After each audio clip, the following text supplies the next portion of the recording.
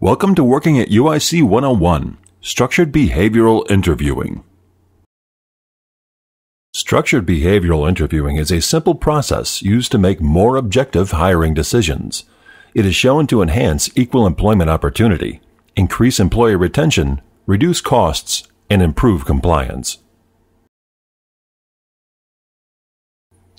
What you will need to know includes the benefits of structured behavioral interviewing, how to prepare for the interview, how to conduct interviews, and how to make objective hiring decisions.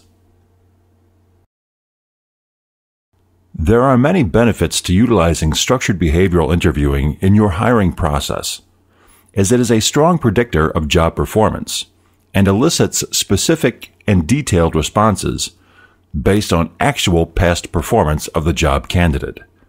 It assesses both attitudinal and technical traits and utilizes standardized objective questions.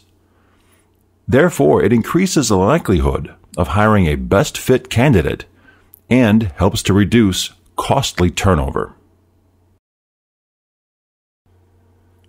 Another valuable benefit of structured behavioral interviewing pertains to risk management.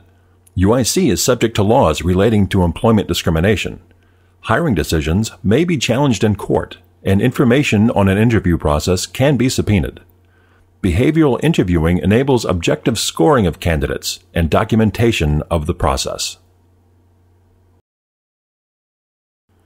The first step in the process is to prepare a profile of the open job position. In this profile, you will outline the desired knowledge, skills, abilities, attitude, and competencies. The next step in the process is to prepare a list of questions you can use to probe candidates for the desired traits outlined in your job profile. For help in preparing these questions, contact Organizational Effectiveness for a simple interview protocol form containing appropriate questions you can choose. Your questions should conform to the STAR behavioral questioning model. Each question should prompt the candidate to describe a specific workplace situation, clarify the task for which they were responsible, detail the actions that he or she performed, and describe the results of his or her efforts. Traditional interview questions tend to be general and unstructured. Tell me a little bit about yourself. Whereas behavioral interview questions are both specific and structured. Describe a recent project or situation that best demonstrates your analytical abilities. What was your role and what was the outcome? Traditional interview questions may be leading or biased. You sound like a people person. Is that accurate? Whereas behavioral interview questions are both probing and objective. Describe a recent positive interaction you had in the workplace. What was the situation? What did you do? And what was the outcome? Traditional interview questions may be hypothetical and generate vague, technical responses. What would you do if you were working on a team with members who had conflicting opinions about an approach to accomplish a task? Behavioral interviewing questions are performance-based and generate attitudinal responses. Tell me about a time you worked on a team with members who had conflicting opinions about an approach to accomplish a task. What was the situation? What did you do? And what was the result? Traditional interviewing questions may generate contrived answers or vague details. Are you proficient with technology? Behavioral interviewing questions solicit authentic disclosure and specific details. Describe a time when you had to coordinate a challenging technical project. What was the situation? What did you do? And what was the outcome?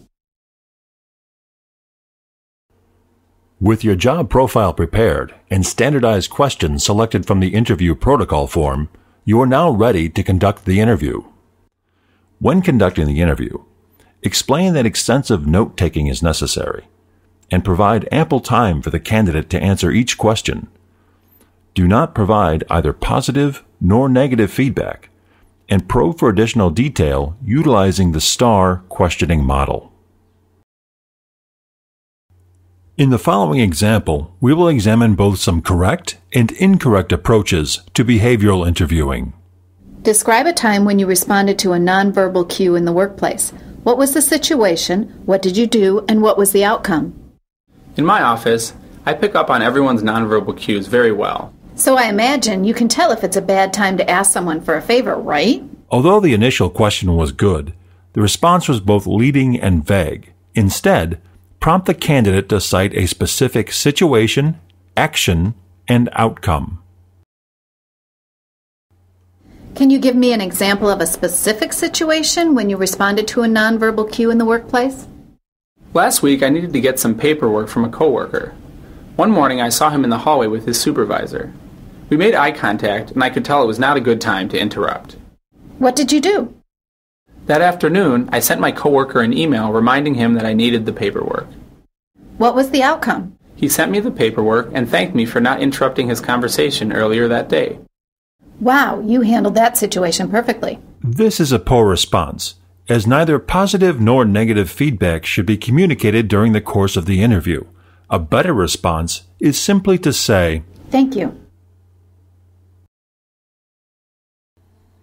Once all candidate interviews have been completed utilizing structured behavioral interviewing methodology, you are ready to make objective hiring decisions. Simply review your notes after each interview, score the response to each question using the scale on the interview protocol form, and assess candidates based on comparative scoring. If you have questions about the hiring process at UIC, contact recruitment staffing.